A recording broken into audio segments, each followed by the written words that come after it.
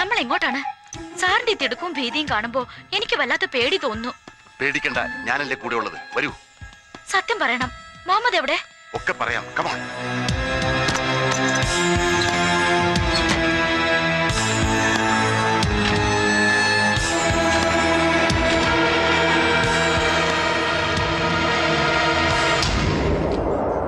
Blistering barnacles.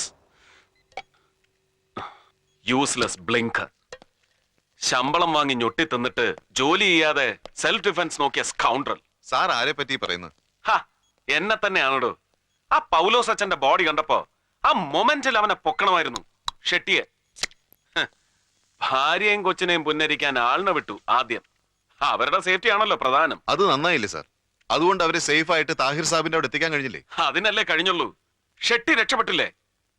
Evidential validity ഉള്ള ഒരു കടലാസ് കഷ്ണം പോലും അവശേഷിപ്പിക്കാതെ. റാസ്കൽ. ഒരു യൂസ്ലെസ് റെയ്ഡ് നടത്തിയ നമ്മളൊക്കെ വിഡ്ഢികൾ.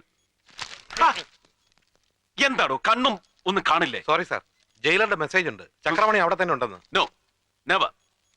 ആ ഇഡിയറ്റ് ലൈനിലുണ്ടോ ജയിലർ? വേണമെങ്കിൽ കണക്ട് ചെയ്യാം സാർ. വേണ്ട വേണ്ട സാർ, ചക്രപാണി ജയിലിലുണ്ടെന്ന് ജയിലർ തന്നെ ഉറപ്പിച്ചു പറഞ്ഞ സ്ഥിതിക്ക് നമ്മൾ എന്തിനു സംശയിക്കണം സാർ? സാർ, ആ പൗലോസ് ഒച്ചനെ പോലെ ഒരു നിസാറിനെ കൊല്ലാൻ എന്തിനാണ് ചക്രപാണി?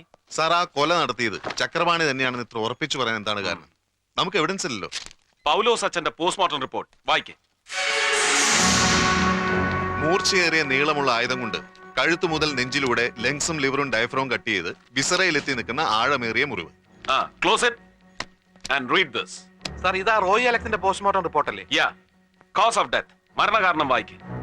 നായ്ക്കളോ അതുപോലുള്ള മൃഗങ്ങളോ ഏൽപ്പിച്ച ആഴമേറിയ മുറിവ്, അതേ തുടർന്നുണ്ടായ bleeding. Anything more? Nothing sir. Dog bite. It's a close file. Reopen it. Take page number 7. Postmortem നടത്തിയ ഡോക്ടേഴ്സ് പോലും നിസ്സാരമായി തള്ളിയ പേജ് നമ്പർ 7 വായിക്കേ. മരണകാരണമല്ലെങ്കിലും കഴുത്തിൽ നിന്ന് ലങ്സിനെയും ലിവറിനെയും ടച്ച് ചെയ്ത് വിസറ വഴി കടന്നു പോകുന്ന മൂർച്ചയുള്ള ഏതോ ആയുധം കൊണ്ടുള്ള മുറിവ്. മൂർച്ചയേറിയ ഏതോ ആയുധം കൊണ്ടുള്ള മുറിവ്. See the similarities. പൗലോസ് അച്ഛന്റെയും റോയ് അലക്സിന്റെയും മൃതദേഹങ്ങളിൽ ഒരേ സ്പോട്ടിൽ ടച്ച് ചെയ്യുന്ന ഒരേ തരത്തിലുള്ള മുറിവുകൾ ഉണ്ടായിരുന്നു.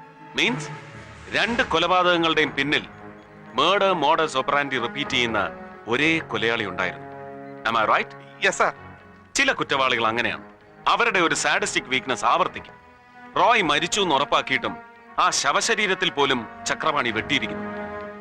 That is criminal schizophrenia. അതിവനുണ്ട് ചക്രപാണിക്ക്. Chakrapani തന്നെയാണ് റോയി അലക്സിനെ കൊന്നു എന്നുള്ളതിന് വല്ല തെളിവുണ്ടോ സാർ? അത് ഉറപ്പല്ലേടോ സ്വാമി. അവന്റെ നാടക വാനിനെ റോയ് പിന്തുടരുന്നത് ശിവറാം കണ്ടല്ലോ. ഇതൊക്കെ ഒരു സ്ട്രോങ് എവിഡൻസ് ആണോ സാർ? എടോ പരമ, ഇത് കോടതിയല്ല. It's only an investigation procedure. ഇവിടെ ഇല്യൂഷൻസും ഇൻറ്റ്യൂഷൻസും ഇമോഷൻസും ഒക്കെ വാല്യൂബിൾ ആണ്. ഊഹാപോഹങ്ങൾക്ക് അതിൻ്റെതായ പ്രസക്തിയുണ്ടെന്ന് സാരം.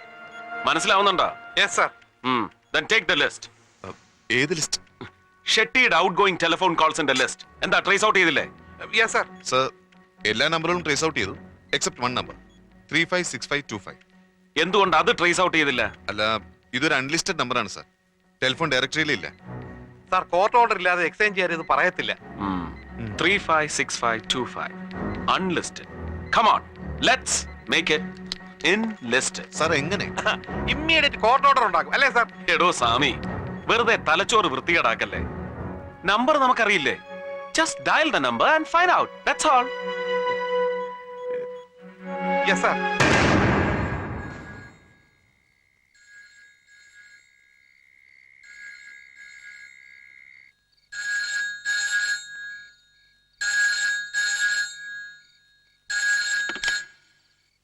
ഹലോ സാറേ, ഞാനാ ബഷീർ. ബഷീറോ? നീ ഇത് എവിടെ നടാ പോയി? ഞാൻ എന്നാലും എന്റെ ചെറുക്ക, നീ ഒരുമാതിരി മറ്റേടത്തെ മുങ്ങലല്ലേ മുങ്ങിയത്?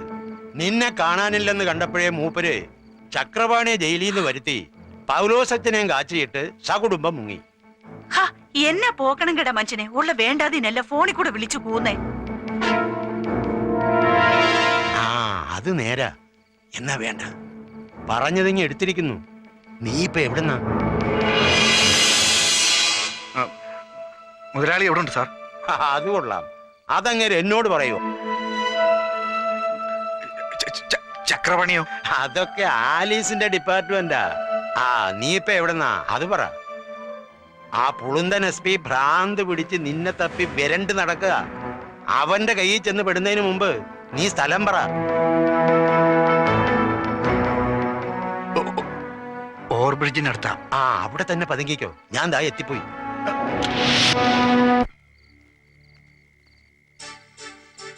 എടിയേ, ഇരുട്ടുവാക്കൻ ഈ കോലത്തിൽ എന്നെ ആരെങ്കിലും കണ്ടാ തിരിച്ചറിയോടി? ഇങ്ങനൊരു മക്കുണൻ ഇരുട്ടുവാക്കിനെന്നല്ല നട്ടപ്പുറ വെയിലത്ത് പോലും ഒരവനും കണ്ടാ മനസ്സിലാവത്തില്ല. ദേ പിന്നെ ആ ബഷീറിനെ കാണുമ്പോ ഓവർബ്രിഡ്ജിന്റെ കീഴിൽ നിന്ന് കീച്ചിക്കിനാരും പറയാൻ നേരത്തെ ഇങ്ങ് വന്നേക്കണം. അതിന് എന്നാ ഞാൻ പോകുന്നേ? ആ പിന്നെ ആ ഇത് ഞാൻ നേരം വെളുക്കുന്നതിന് മുമ്പ് ഇങ്ങ് എത്തിയാലേ വണ്ടിയെ തന്നെ കിടന്ന് ഉറങ്ങിക്കണം. ബാക്കിയുള്ളവർക്കൊന്നും ഉറങ്ങാനുള്ളതാ.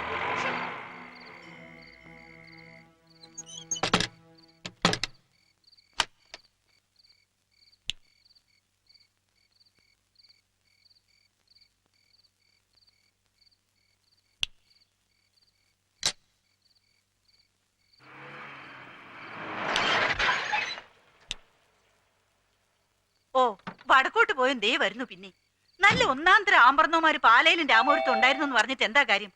എനിക്ക് ഈ മുതുപോത്തിനെയാണല്ലോ കർത്താവ് നീ വിധിച്ചത്.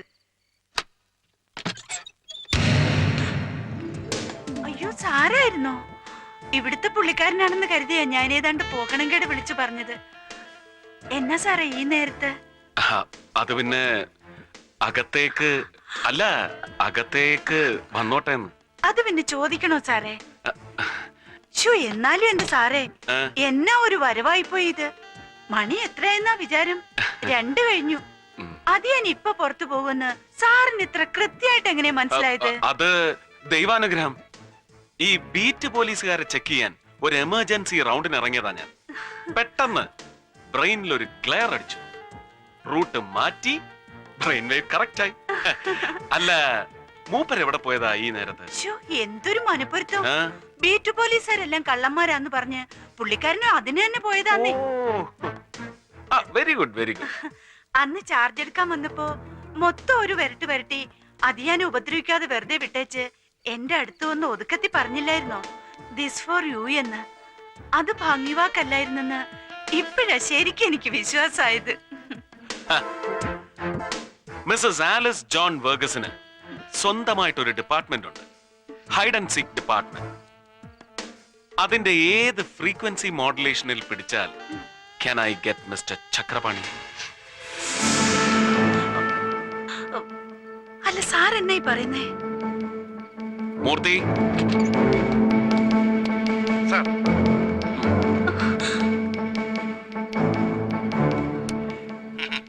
അതൊക്കെ ആലീസിന്റെ ഡിപ്പാർട്ട്മെന്റാ. ആ നീ ഇപ്പൊ എവിടെന്നാ അത് പറ. ആ അത് പറ, എവിടുന്ന്? അതങ്ങ് പറ മോളെ.